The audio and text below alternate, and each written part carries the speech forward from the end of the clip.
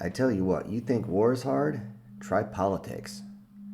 On the way to the council meeting, I was completely dreading everything. Even back when I was an NCO, I hated meetings because people do the same thing they always do, try to justify their position by saying the same things that everyone else says over and over and over again. And this time, we wouldn't have a six-pack of energy drinks to keep our eyes open as we're bored out of our skulls. So as the meeting began, I was wondering if anybody was going to put forward a motion that people would stick to the point and limit their time. And thankfully, oh, thank you, God, immediately those in charge of the council said that we would limit the time to speak. You could yield back your time, similar to that of Congress, but you could not have a representative for a large group.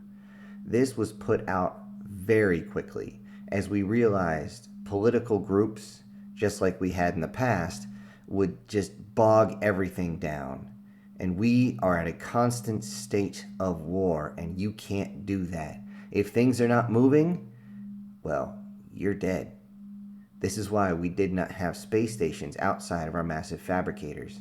We didn't do that because stagnant defenses are the graveyards of armies. A warrior back in the day said that. I forget who off the top of my head. However, we do have massive ships with massive guns, and you can't, of course, move a planet or its own satellite or moons, so you have to defend those. Aside from that, the battlefield is exceptionally fluent. This being as it is, we couldn't sit here and argue over things for hours, days, weeks at a time to come to some BS halfway consensus. We didn't have the time for it. Thankfully, those in charge decided to cut most of the bullshit and said this is the areas we are going to be speaking of. My name was mentioned later on for talks about how to take care of a species that doesn't actually have a planet. I simply nodded at them just to let them know I understood about this, but I had to sit and listen to this entire meeting. And they spoke about many things, but the main areas to focus on was the fact that we were very much running low on food. We had run low on food ever since the Soul Sector was attacked. It was going to take a long, long, long time before we had enough where people could actually enjoy fresh foods throughout the galaxy. It was also an area of contention to make sure we did not contaminate the Soul Sector. So if you had fresh food, you now had to stay away from the Soul Sector for at minimum 7 Earth days, 1 week, so that they realize that all the extra biomass that you have collected from other species areas, other sectors, other planets, whatever it might be, had cycled through your system, and you wouldn't accidentally contaminate an entire planet by taking a dump. This was non-negotiable, and everyone agreed on this, as Earth itself was still uninhabitable by humans. The only ones that were down there was a half a dozen small survey teams, no bigger than a dozen personnel, each of them still having to survive off whatever they could find or whatever was sent to them. One of the survey teams was actually brought to the meeting and explained that their area was still almost completely devoid of life. Their survey station was very close to one of the scorch marks. Because of that, much of the foliage had completely burned off and was still taking time to regrow. For those that don't know, the flora or the foliage comes back in waves.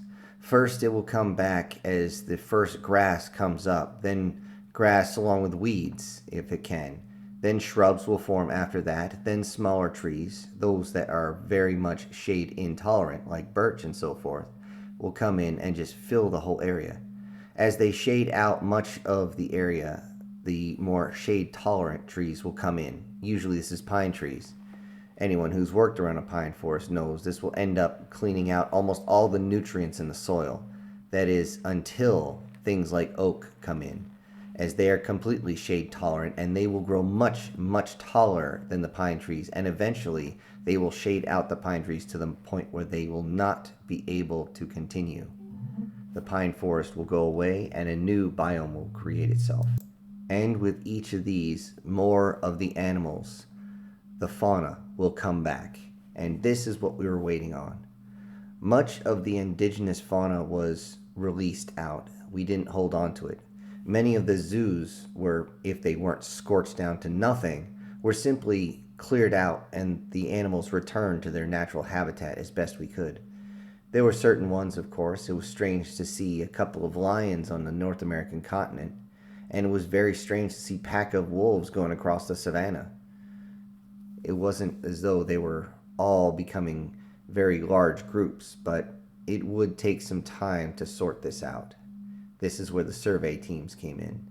They did say how they were marking the different animals so they could be picked up rather quickly by those that were going to replace them back into their natural habitat. But this would take a long time, as it was not the main focus. We were simply waiting for Earth to heal itself. The main problem was the fact that the air that was left on Earth, because of the weapons used, burned the air quite literally and burned so much of the foliage that the air became thin. Many of the larger animals spend a lot of time just sleeping, laying down, trying not to move to conserve their strength. Though lung capacity has gotten much better over the few generations that have been gone, it would still take a long time for the Earth to get to the thicker atmosphere that it was. That being said, Earth itself was already a thin atmosphere, even though it was a high-gravity planet. It was strange how that came to be, but it is what it is. After they stopped talking about Earth, they started talking about the other planets, mainly Mars and Venus. Mars had rebuilt fairly quickly, many people bringing in many supplies so they could rebuild their domes, and many other domes were also created. The surface of Mars was pockmarked with all sorts of domes to create all sorts of fields to grow. The fields themselves were tore apart with the bombardment, but it wasn't totally catastrophic. It was to the point that no one could enjoy fresh food for over an entire Earth year. The growing cycles on Mars are a little different. However, it wasn't a total loss.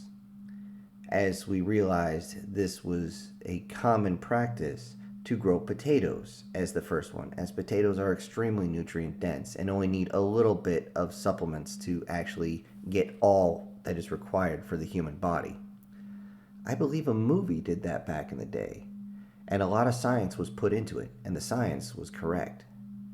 Potatoes have now become a very large factor throughout the entire known universe, at least known to humans, that is. And potatoes are actually sought after by many other species, though we are very hesitant to give them seeds from our own, as we do not want to contaminate their biomes either. That being said, species like the chitters simply enjoy the potatoes, as they'll eat them raw, dig them right out of the ground and start chewing on them. They don't realize that because of the new advanced size of many of their drones, anything above a gamma, that is, consume far more resources than any human. This is why we let them with their own planets and their own foodstuffs, and they do maintain them very well. Yet, it is still well known that when someone visits a chitter planet, they are more than welcoming when it comes with food. As food has become the new currency, as in biomass, not exactly food, fresh food, which, hell, a couple of dozen of potatoes and a couple bushels of tomatoes could buy you a frigate. It is amazing how much people will pay for fresh food. I can't emphasize this enough.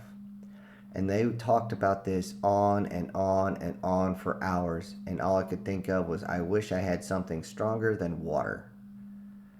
But now, coffee is such a limited resource. When they did serve us something about the size of an espresso, at least that's what us Americans used to call it.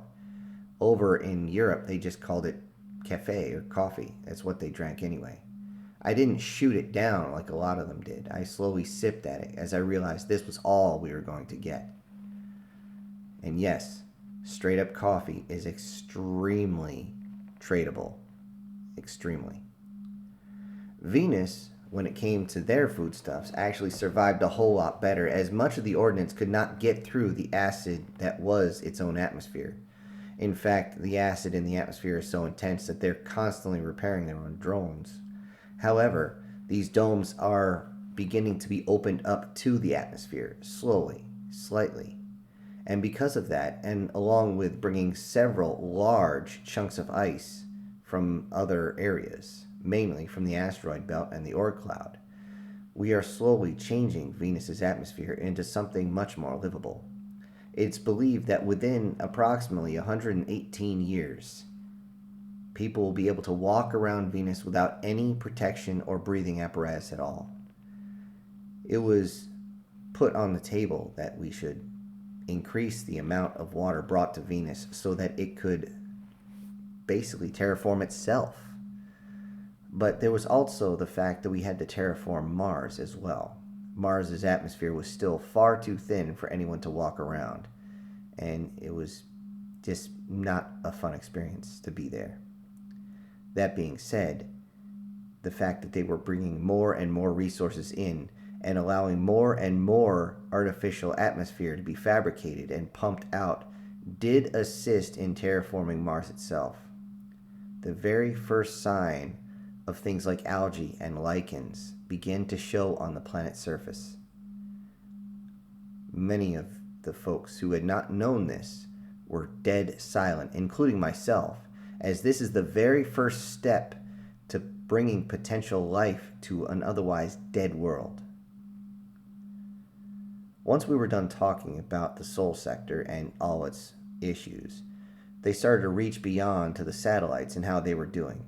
Representatives from all the different satellites came to give a quick brief on how each of the satellites were doing, and they seemed to be relatively untouched by the war themselves, mainly because most of them have been fashioned and set up after the invasion of the Sol sector, so they have not been damaged.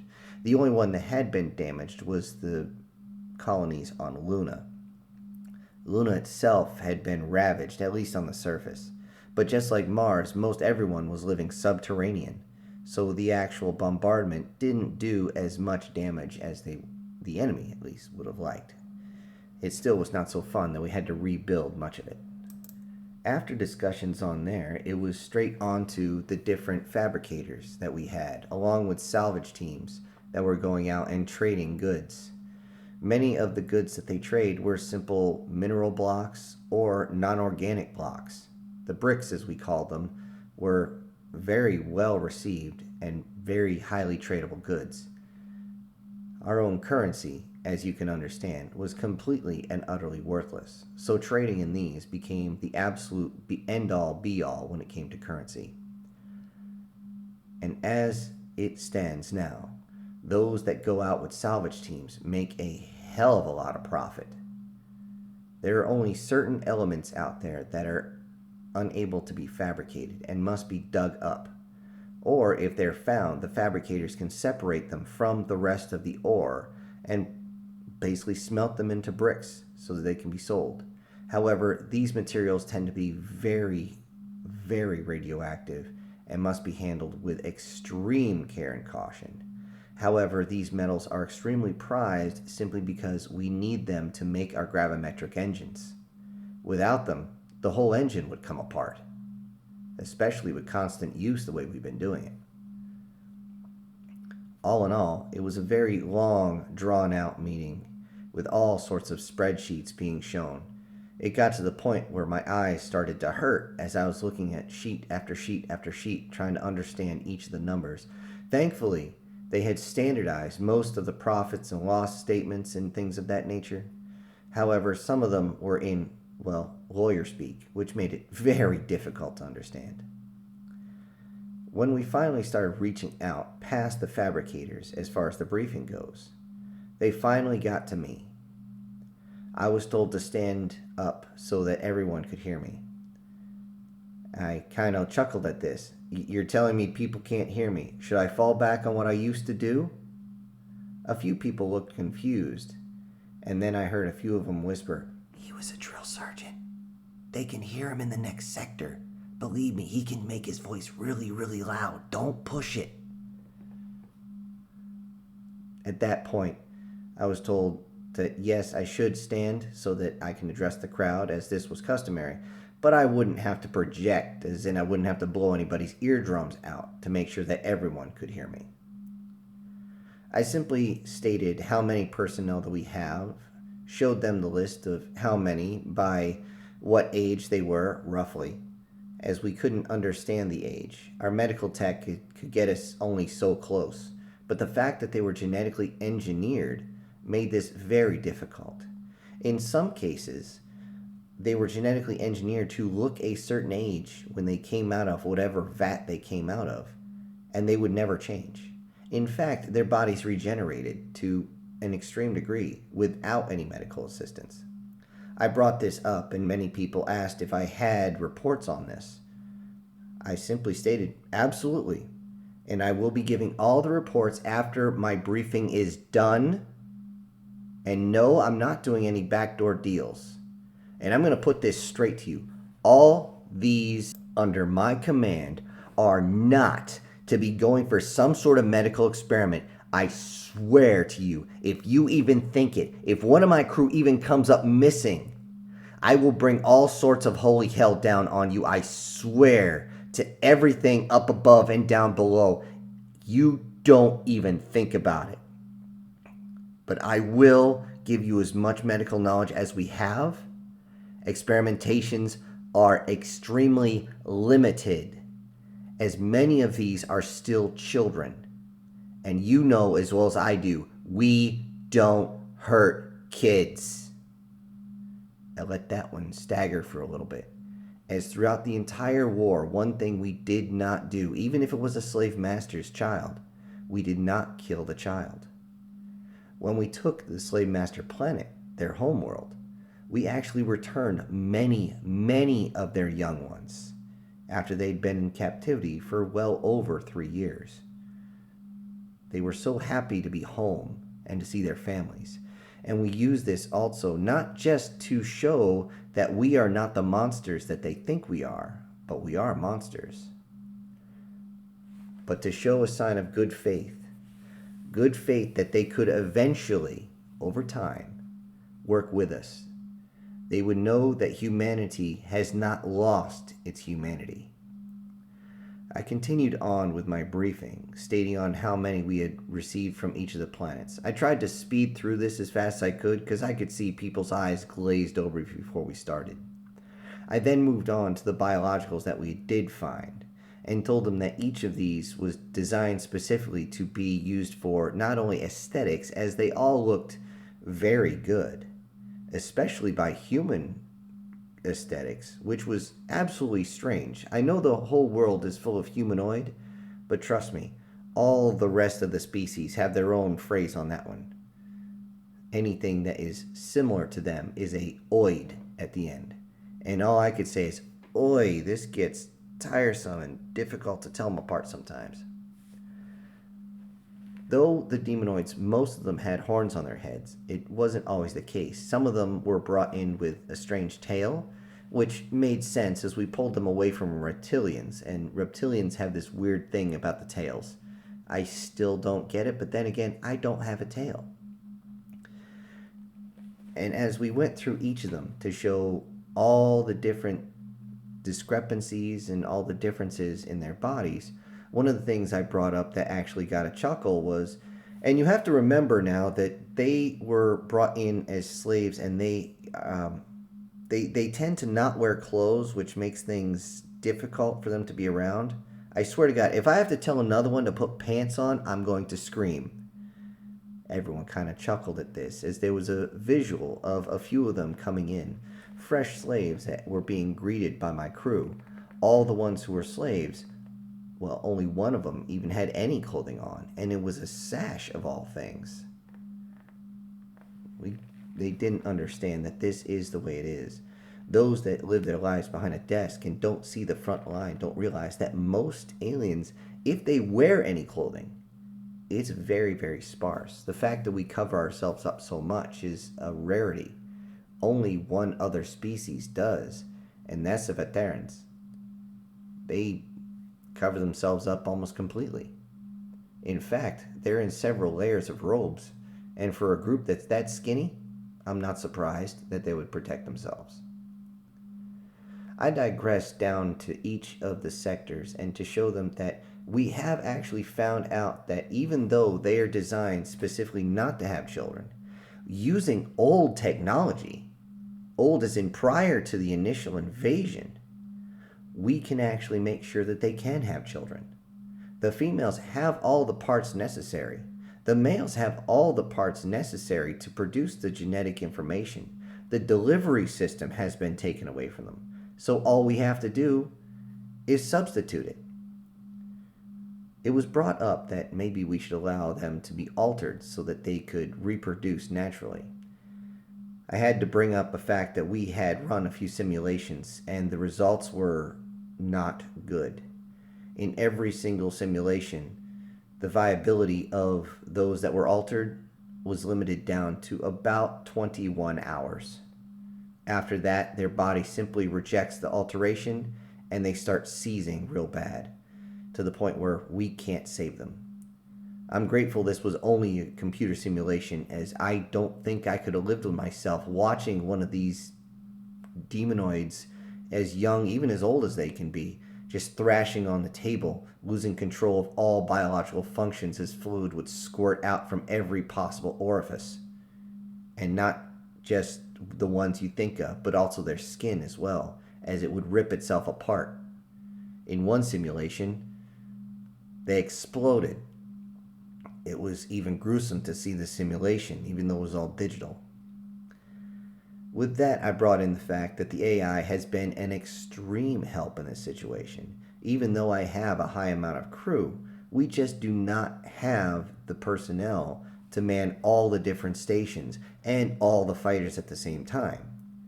It was brought up to me that I should switch out my live fighters for AI, and I did bring up the fact that on the new ship there will be a contingent of drones as well, but I will be keeping the fighters we have. In fact, we're increasing the number from 300 to 500, along with approximately 1,000 drones, which are only about half the size of the fighters themselves, along with 52 salvage craft, which would also double as recovery vehicles. This is going to be a lot of space, but we still have enough to capture whatever resources we need to trade with. I showed them the schematics of the new ship that was being made, and many of them started gasping. I couldn't figure out what was going on. It didn't occur to me until someone brought up that the amount of creature comforts that were on board that I insisted on, and so did my crew, made a pleasure yacht look like a Spartan vessel. It was insane. They could see on there were several large hot tubs so that they could relax after a long day. Everyone had their own small bathroom if they wanted. They had their own rooms, even though they weren't very large. High ceilings so that they wouldn't feel all congested. Plenty of partying areas, if you want to call that. I just call it a recreational area. And a lot of training. And when I say a lot, I mean a lot. A good 12% of the entire ship is dedicated specifically to training. Not only military training, but also basic home economics training, different classrooms. There is just a lot of training going on. They asked me why I did this, and I had a simple answer. Eventually, we will find a planet for them, and they need to know how to survive on their own without us. That's the plan. We are still humans with humanity. We found a species that didn't have a home. Okay, we're eventually going to find them a home. We just haven't reached out far enough to find one that's uninhabited. Something that they could have for their own, which is just kind of the point, isn't it? I kind of let the question linger for a moment. The council members started to murmur a little bit as though they were going to ask questions. So I simply said, all right, on to the next subject, and don't worry about my ship. Well, I waved my hand across, and immediately the image disappeared. Although I did have one stop. Could you send us a schematic of that? I find it very interesting. Trying to make your own pleasure cruise? Well, no, I saw who it was. He was actually one of my former students. I didn't remember his name, but I simply gave him a look, and he sat down. That look is known even now as the bat glare. The instructors have mastered it to make sure everyone knows when to shut up and sit down. I continued on with the rest of my briefing, which wasn't very much longer. I did explain that they don't eat as much, the demonoids, and the fact that they actually eat about the same as a Zell, which is half their size, is allowing us to get our food ration to extend. Again, another came in with a question and asked, well, what about the excess food you have? I could almost hear the man's stomach rumbling. I simply smiled and said, don't worry, we sell off our excess food. We don't throw it back in the fabricator. With that, I actually motioned over to the commandant, the commander of the massive fabricator who was making my new ship. And he simply sat there and nodded, opening his eyes wide to emphasize that that is exactly what we did. We sold off as much food as possible, along with any organic bricks we had and non-organic bricks. Once they're done fabricating our ship, they get to keep the excess. Consider it a bonus for making sure this ship was done exactly the way we wanted. I finished up by saying it is no longer a battleship.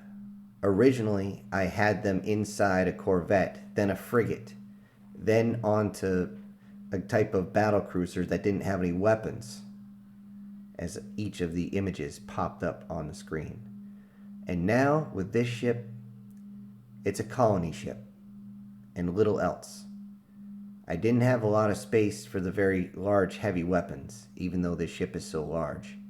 It has its own defenses, and yes, those are a dozen torpedo launchers and almost 300 missile launchers, along with almost 1,000 turrets on this thing. However, that is for defense only. I want you to understand that this ship is their home now. Until we find them a planet, it is their home, and I will make sure that it is protected at all costs. Again, I pushed that in to make sure no one had nefarious thoughts. With that, the one in charge of the council simply hit his gavel and said, that will be enough. You have made your point, Captain. I looked at him and said, it's Colonel, but I get your point. I sat down and listened to the rest of the briefings. They stretched out, talked about the Chitters, who had their own representative, along with the Zells, the Veterans, and all others that were there. And it was, again, a long, long briefing. It was about 2 weeks before I was heading back towards the ship. Actually, closer to 3, if you want to count the days correctly. A lot of times when you're up in space, you lose track of time. As we went, my mind wandered into the final briefing. I guess they saved the best for last. They wanted to commend everyone on their improvement of the medical tech, as now they have found a way that since humans have been adjusted so much by medical tech slowly, and since we have an uncanny ability to adapt, unlike other species around, that unless you consider full disintegration, we don't die. We are essentially immortal now. And that makes us question, what is it to be human now? That is a very deep question we had to ponder ourselves. I know my purpose. My purpose as of now is to get back to that ship, get back to my crew, and make sure they're ready for that. When it is time that they leave the stars and find themselves to place roots down, they will actually be able to do it without my assistance, as that is the way we do things. When it was brought up again that they should worry about what was being taught to the demonoids, I simply stated, did you forget I was an NCO? A few people laughed at this, but they didn't understand quite what I was getting at, the others. I simply stated to them, this is why an NCO makes a better parent than an officer. And let me learn you something here. Yes, I know that is an old phrase, but listen close. An NCO's job is to teach, mentor, and train. But that is not the overall goal. The overall goal is to make them better than we are, so that they raise the bar that way. Trying to raise the bar constantly over the course of someone's life does not work. Not as the way you think it does, but so that they are better than you when they take over, and then they can increase from there to whatever step they are, and then they pass that on to those that they instruct behind them. That is how it's done. That's the way parents are supposed to do it as well. And this is why NCOs make better parents than officers, which I knew that kind of stung a few of them, as many of them had been officers for so many years. I don't think they remember what it's like being a civilian. But those that had children, I could see that they had the understanding in their eyes. But with this information, I still wondered what it's going to be like when I do drop them off at their planet and I simply take the Corvette that's inside the hangar bay and fly off. Would they remember their godfather? I didn't have a lot of time to think about this, as my mind began to wander to another area that we were talking about, one which I was very adamant about. The question was, should we continue to push into the stars? Can we even do that? Most of the tacticians that were there were very adamant that we could. We could easily go into the stars and just start wiping out every single planet that we saw, clearing them very quickly, as now we had even more information on how to get the biological and chemical weapons to work even better. It actually got so well that we didn't even have to knock them out. One of the species that we were having trouble getting tranquilizers to work on, they adjusted the formula, and instead of knocking them out, it gave the aliens a really bad case of the shits. Kind of hard to fight when you're crapping your pants, as if they wore pants. But still, it would work out much, much better than we expected. Using that as their basis, they also explained how their sensor arrays had gotten so much better. The weapons, the energy weapons, could now reach from the upper atmosphere all the way to the surface, and they didn't need to have a ship designed specifically for this purpose. Instead, they could just upgrade the turrets. Many of them would say how there was no species in the galaxy that could stand up to our might, and all this rhetoric bullshit. At one point, I was sitting there, looking down, just shaking my head left and right, like, oh dear God, what are they thinking? At one point, somebody mentioned me, since I had enough pull at this point to show that I knew exactly what I was talking about. The ones in charge of the council, the triad, looked at me and asked my opinion. I simply stood up and I said, "Are you insane? Did you forget the tactics and the failures of the past, the mistakes that we have made before we got here? Or are you just that stupid?" Actually, you know what? Don't answer that. You've already proven, because as we know, only amateurs start with tactics. Professionals always start with logistics. And I want you to look at our logistics right now. How many humans are left? We originally started, before this war even kicked off, with 8 billion. We are down barely above 2. And that's because we've had a lot of children being born in the past few years. And I mean a lot of kids. Holy crap. Those Martians and Venetians, they fuck like rabbits. I mean literally like rabbits. Not to mention, a lot of them are juicing themselves up, so they're having twins and triplets. And oh God help me, with all the extra stuff they're juicing their kids up with, as they're not even born yet. I mean, seriously, what is this? And I hit a few buttons and I showed basically a new type of species of human. Yes, she looked human until you looked all the way through her and you realized that there was something off. Her muscle density was much denser than it should be. This young girl here is 11. I should not see an 8-pack on an 11-year-old who doesn't work out.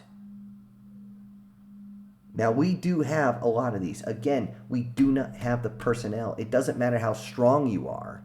It wouldn't matter because guess how much we lost on the invasion. Even though we tranked most of their society, we lost almost 1 million of our own in casualties. Now, granted, actual KIAs were barely over 1,000, but it doesn't matter. One ship has to get blown up. One of our dreadnoughts, one of our battleships, and we lose 10,000 almost. That's if we get there before they actually drop on the planet. However, you need to understand we do not have the personnel. We are stretching ourselves far too thin. And don't give me any crap about the combined fleet. If we start laying down and saying, hey, you guys do the heavy lifting, then this is no longer our war. If the Chitters or the Zells or anyone else wants to push beyond their sector, that is their prerogative. But they need to understand we need time. Stretching ourselves too thin, and we end up looking like several of those in the past. Napoleon stretched himself too far. The Vikings, Eric the Red, did the same thing. Hell, if you look through history, it's ripe with this. Even some folks, which I don't even want to mention their name because they bring up horrible sins of the past, stretched themselves far too thin. And when they did that, it didn't matter how good their weapons were. It didn't. They were simply overrun by numbers. And we are now potentially facing hundreds of billions. If the slave masters would stop fighting each other, which is the chance of that happen are almost nothing unless we take out another one, then they would come at us in force. I don't care how good we are. I don't care how much that nanotech is going to work. It would not matter. They would simply overrun us, and we wouldn't have a species anymore. We'd be gone, erased from the history books. So understand this. We need time before you even consider it. Even supplementing with AI is not going to be enough. I want you to look at these numbers. Punching up a few. Our AI losses. These losses are staggering. 78% loss on the first drop. That's one planet, you jerk. And you can't fabricate these guys fast enough.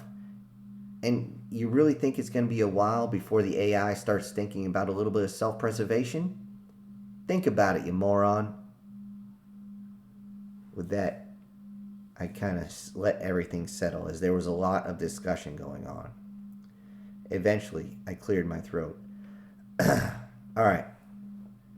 We do not need to make the sins and mistakes of the past. We have our own right now. I am asking this council to understand we do not have the capacity to keep this pace up. Just like everything else, we need time to rest. We have taken down one of the 5 slave masters. There's only 4 left. Let them fight out in the ether with each other. Let them drain each other of resources for the next 10 to 15 years. I don't care, but we need time. We need time to refill our ranks. We need time to look into our engineering. We need time. And time is actually on our side. They know we took out one of the slave masters, but since we have not moved since then, I'm pretty sure they think we had made it personal and aimed at this one. What they don't probably realize is it was just a random direction. It was a coin flip between this one and the crackte, or as a lot of you like to call them, the crappies. We can't do this. We cannot keep this up. Hold the line as it is. Refit, rearm, and we will visit this again. But those of you who are insistent on sending other people to die for your own goals, before you say another word understand you better be on the front lines with them. If you're not a leader. Not in any stretch of the imagination. You are a dictator. A scrawny little dictator. Back when I was young, we once called you chicken hawks. You were chickens when it was time for you to actually pick up a weapon and fight for your country, but you're hawks when it comes to sending other people to fight. Oh, you're all for it. But I never really cared for that phrase as accurate as it was. Instead, I will call you all oxen. You all look at yourselves as strong, but you lack what truly matters. I let that one settle. As I sat on the shuttle, I thought about that and realized it was actually kind of funny. Because as y'all know, oxen are cattle with no balls. I could just barely now see through the viewport the station coming into view. It was a tiny little speck out there at this point. It would take a lot longer for us to actually reach there. We didn't jump when we're inside the Sol sector. You jump into certain areas and you jump out of other areas. And that's simply to make sure you don't crash into each other. All in all, it's a decent system. But I really kind of wish this whole flight would just get me there. At this point, I opened up communications to see if any of the problems. I got a hold of the dockmaster and he was very well adamant that everything was going smoothly. The ship itself was under final construction and would be going through final checks soon. Once that, I'd have to take her out and let her run through her paces, of course. But then everybody would have to start getting back on board. I asked if there was any problems with the crew, and of course, he came back with an absolutely not. They've been an absolute delight. Do you know they can cook? Yeah, I do know they can cook. Holy crap, can they cook well. They've been working in the kitchen, a bunch of them, and wow, we just got them lined up. I just wish they'd wear more than just an apron. I kind of had to chuckle a little bit. Yeah, that's been an ongoing problem, I swear. They get on my nerves with that. Still, what about the rest of them not working in the kitchen? Oh, they've been working as mechanics and getting everything open and operated. It's great. What have you been teaching them? They actually upgraded a few of our engines. They upgraded our weapons as well. Our life support has never run this good. What have you been teaching them? Everything? Well, whatever you do, keep it going. I'm sending a report in soon to let them know how well this is going. Oh my God. With that, I'm actually going to take these schematics. I think we're going to make another one of these just to teach kids from Venus and Mars. I kind of laughed a little bit. Okay, Roger, Dockmaster. About 3 hours, just over, before I get there. Are you going to be complete with the ship by then? Oh, absolutely. Final checks will be complete by then. Roger, could you let my XO know, as I sent a message over to him, that he needs to start getting all our supplies inside? And by the way, if anybody from your dock steals any of our seeds or our plants, we're going to have issues. Oh, do not worry about that, sir. Do not worry about that at all. That has been locked up and under quadruple guard ever since you got here. We made sure everything is good. We know how important that is. Thank you, Dockmaster. I'll see you when I get there. Roger, sir. Dockmaster out. It was a long, comfortable flight after that, although I did allow myself to nod off to sleep a few times with the simple hum of the engine as it pushed us forward. The gravimetrics made things comfortable as we simply glided through space. Of course, being in 0G didn't hurt either, as everything felt like the softest pillow.